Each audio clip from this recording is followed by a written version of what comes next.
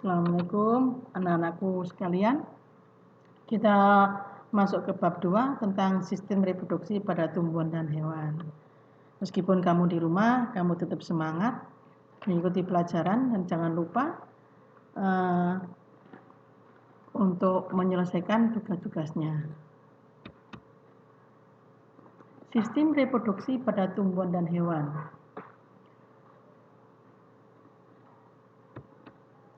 Jika kamu perhatikan tentang tanaman pisang, kamu akan selalu melihat tunas di sekitar tanaman pisang tersebut. Nah, pada saat induk akan mati, tunas itu dikelilingi oleh sebuah tumbuhan menjadi individu baru. Demikian juga pada hewan, misalnya kucing yang menghasilkan keturunan dahulu sebelum mengalami kematian. Kamu lihat perkembangbiakan pada tumbuhan. Perkembangbiakan pertumbuhan itu ada dua, perkembangbiakan vegetatif dan perkembangbiakan generatif. Yang perkembangbiakan vegetatif pada tumbuhan itu ada dua, alami dan buatan. Sedangkan yang generatif juga ada dua, tumbuhan tingkat rendah dan tumbuhan tingkat tinggi. Kamu lihat perkembangbiakan vegetatif alami tumbuhan, ada tunas, ada ubi batang, ada ubi lapis, ubi akar, rimpang, geragi, tunas. Nah, tunas, contoh, kamu lihat bambu.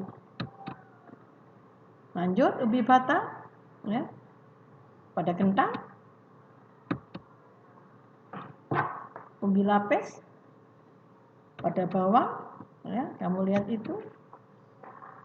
Ubi akar, nah, ubi akar yang berbentuk umbi-umbian di situ. Apa umbi-umbian? Kamu lihat ada tales, itu termasuk umbi-umbian ya.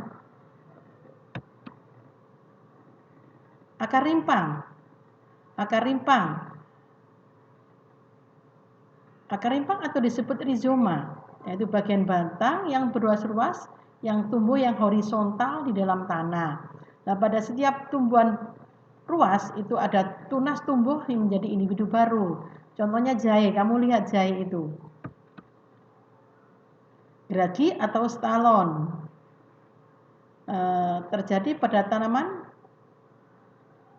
stroberi, ya, itu geragi. Tunas adventif terjadi pada tumbuhan yang di samping tanamannya, di samping daunnya itu ada tunas tumbuh lagi, namanya cocor bebek. Itu kan kamu lihat sendiri kan, di pekaranganmu juga banyak sekali tuh. Lanjut, sekarang perkembangbiakan vegetatif buatan pada tumbuhan. Ada menyangkok, menempel, merunduk, dan menyambung. Juga menyetek. Mencangkok. Nah, kamu lihat cara-caranya itu.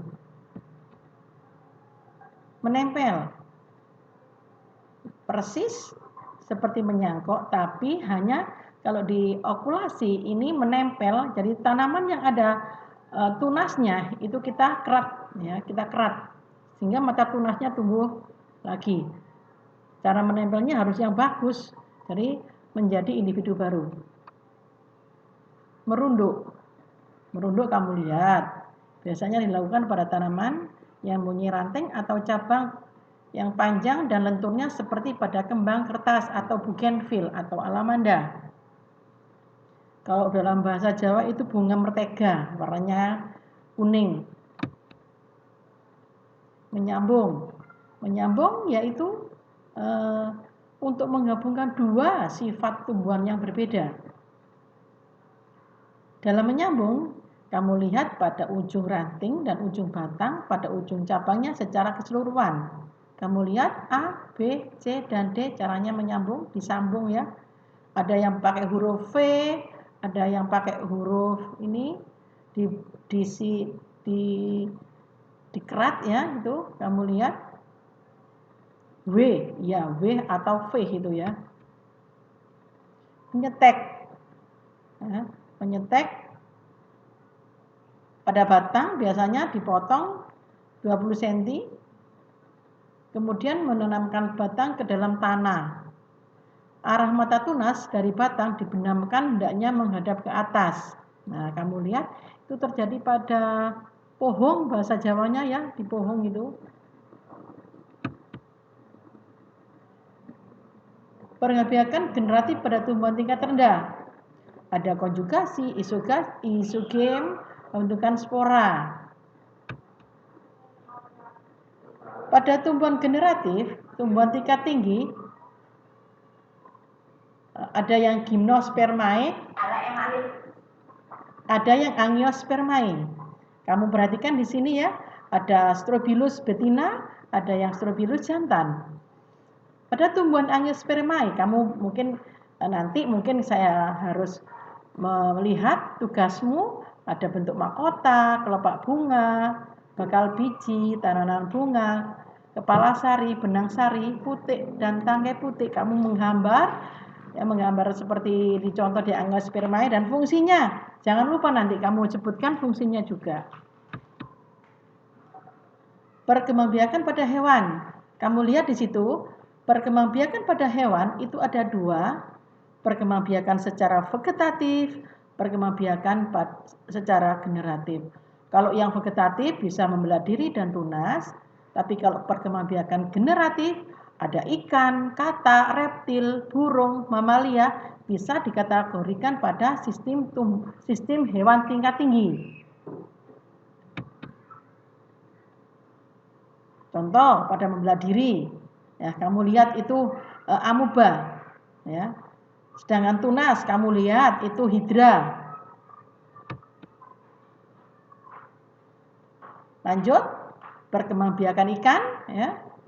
Satu contoh di situ kamu lihat di dalam ikan bisa disebut dalam bentuk kelas Pisces. Kalau yang katak bisa disebut reptilia. Kalau yang di reptil sama melata ya. Kamu lihat reproduksinya. Perkembangbiakan burung atau disebut aves ya. Aves itu perkembangbiakannya, alat reproduksinya betina dan jantan kamu lihat. Lanjutnya perkembangbiakan pada mamalia. Ada perkembangbiakan jantan, ada perkembangbiakan betina. Sekarang penerapan teknologi pada sistem reproduksi tumbuhan dan hewan. Teknologi pada sistem reproduksi pada tumbuhan dan hewan ada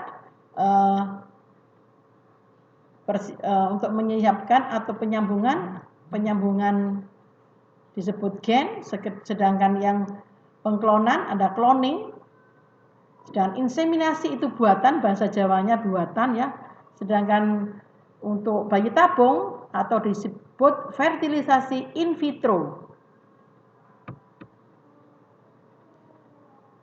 Penyisipan atau menyambung pada gen. Kamu lihat di situ ya. Bakteri yang mengandung gen asing itu dibiakkan. Sifat-sifatnya bisa kedelai dan bisa tomat.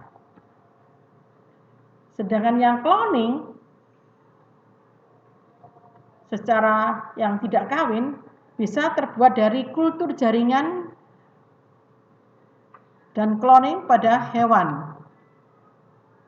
Kultur jaringan terjadi pada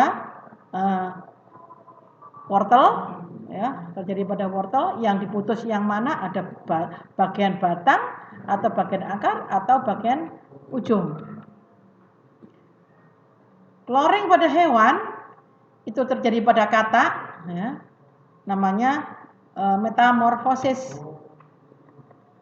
Inseminasi buatan, jadi buatan dari manusia, caranya mengawinkan adalah diminta bantuan manusia jadi, supaya apa? Meningkatkan produksi ternak yang bagus. Kalau pada sapi diambil dagingnya dan diambil susunya.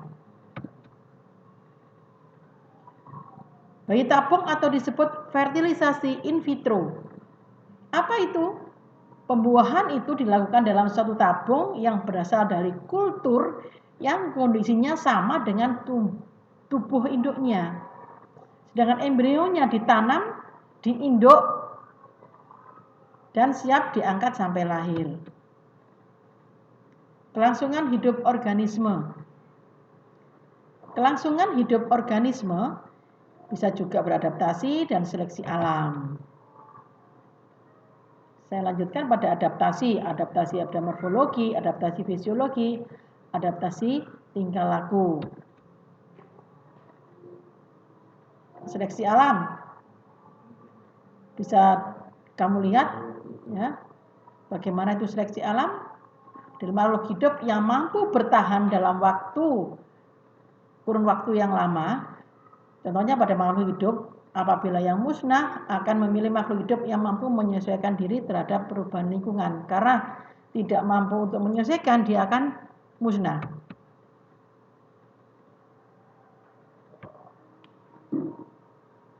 Kesimpulannya, untuk reproduksi hewan dan tumbuhan itu terbagi-bagi ada 3 itu tadi ya. Reproduksi tumbuhan, reproduksi hewan, dan kelangsungan hidup. Dah, mungkin kalian sudah tahu semuanya pelajaran ini. Ya, kamu jawab di pertanyaan. Dah, sekian anak-anak. Assalamualaikum warahmatullahi wabarakatuh.